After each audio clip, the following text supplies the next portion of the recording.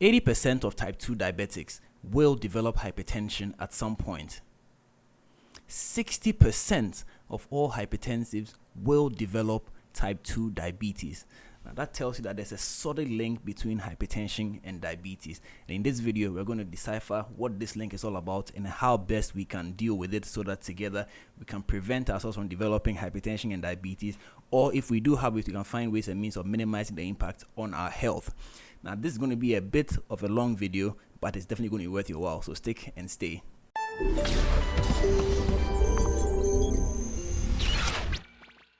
Alright, welcome back. I am Dr. Kelvin Owusu, a wellness consultant, which means that your health is indeed my topmost priority. And in this video, as I said earlier, we're going to decipher the link between hypertension and diabetes and why you should be concerned.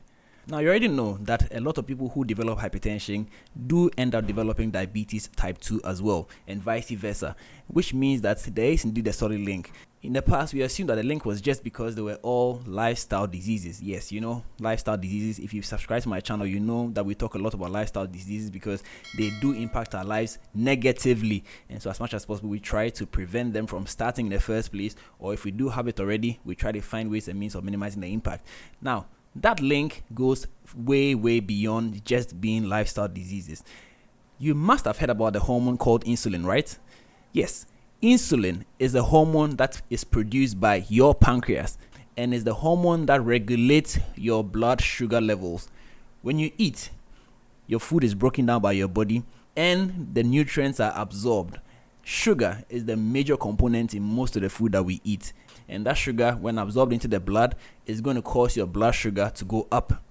Now, your blood sugar going up is a trigger to your pancreas to also release insulin. When insulin gets into the mix, it causes the blood sugar to move from the blood where we don't want it to be, because blood is really just a transport medium. The sugar is needed in the cells, right? In your muscle cells, in your brain cells, in all the other cells where they are going to be used as a source of energy. And so insulin is the hormone that pushes the sugar from your bloodstream into these cells where they are going to become useful to the body. If the sugar stays in the blood, it's going to cause complications, and those are the complications of diabetes, which I've covered in a separate video. You can click on that link. I'm sure you're going to find it over there. Another very educative installment. All right. So now, if everything is working right, your blood sugar returns to normal within a few minutes after eating. However, there is a condition or a situation called insulin resistance, which is the focus of today's video. Now, insulin resistance is indeed the link between hypertension and diabetes. And it's a condition where your body cells, the cells of your body, do not respond to insulin as they ought to.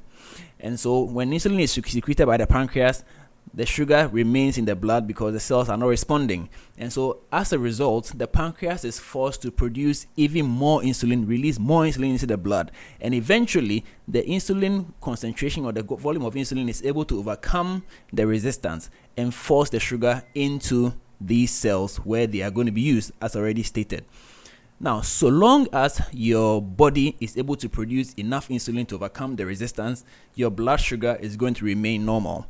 But there is a breaking point because the insulin resistance is progressive, because the thing that is causing it is either also increasing in significance, which means that the resistance is also going to increase, and so the pancreas is going to be expected to produce more insulin to overcome that resistance. But at some point, the insulin production cannot match the resistance anymore, and at that point, your blood sugar begins to go out of control, and then you are said to be diabetic because your blood sugar is too high. Now, if this diabetes is missed or the diagnosis is missed, then you begin to develop complications of diabetes, which we do not want to develop. Again, I've addressed this in a separate video. I'll leave a link so you can check it out as well. And so it's obvious that insulin resistance will eventually result in you developing diabetes. The link that was not too clear is this same insulin also results in hypertension, and this is how it does it. The same hormone insulin that regulates sugar also plays a role in sodium metabolism. In fact, as insulin levels go up, it stimulates your kidneys to reabsorb sodium. Now, sodium is a solute which we derive from our diet. Yes, sodium chloride, table salt. That's where most of our sodium comes from. The body needs it to function, but after it's done its job, it needs to be excreted so that it doesn't cause problems. We'll talk about the problem shortly.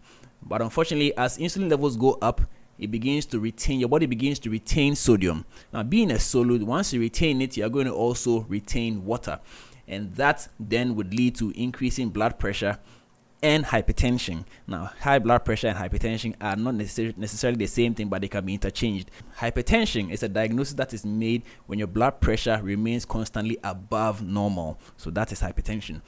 And when your body begins to retain sodium, you could run the risk of developing hypertension. And so this is how insulin resistance could result in you developing hypertension. So this same insulin resistance, which will cause you to develop diabetes, could also cause you to develop hypertension. And this is why people who are hypertensive end up developing diabetes, or people who are diabetic end up developing hypertension. Very, very significant connection right there. So now, how does this insulin resistance even come about? Obesity, or being overweight, that's the primary cause of insulin resistance. Fat cells have a way of preventing insulin from working because they also release certain hormones that counter the effect of insulin. And so the more fat cells you have, the higher your insulin resistance. And because obesity, or because being overweight, is a progressive process, the insulin resistance also becomes progressive, and that's why at some point the insulin production does not match the insulin resistance and results in you developing type 2 diabetes. Indeed, research has shown that persons who are diabetic as a result of being overweight, once they lose weight, their insulin resistance levels drop and their blood sugar control improves significantly. So being overweight or obese is the primary cause of insulin resistance. Of course, there are genetic predispositions, just as there are with hypertension and diabetes. In spite of your genetic predisposition, your risk of developing insulin resistance is highly dependent on the lifestyle choices you make. So if you're doing things that are going to cause you to become overweight or obese, then your risk of developing insulin resistance is also going to be increased, and with it, hypertension and diabetes. And so it goes without saying that if you want to counter the effect of insulin resistance, then you need to start making some healthier choices for yourself. Just by shedding some excess pounds or excess kilos, you could deal with insulin resistance, which could end up reducing the severity of your diabetes and or hypertension. And so if you are hypertensive and you're watching me, or if you are diabetic and you're watching me, you need to begin to take some of these information seriously so you don't end up contracting the other partner in this duopoly. And so if there was ever another reason why you need to make healthier choices, this is it. Insulin resistance is real, and it could impact your life negatively. So you really ought to deal with it now, not tomorrow. Right now, start putting in measures to deal with it. There are other videos where I speak about how you can deal with these challenges to help you make healthier choices. So do subscribe to my channel and check out those videos. Make sure you leave a comment, leave your feedback, so that we can continue to grow this channel together. Have a fabulous time. Stay blessed.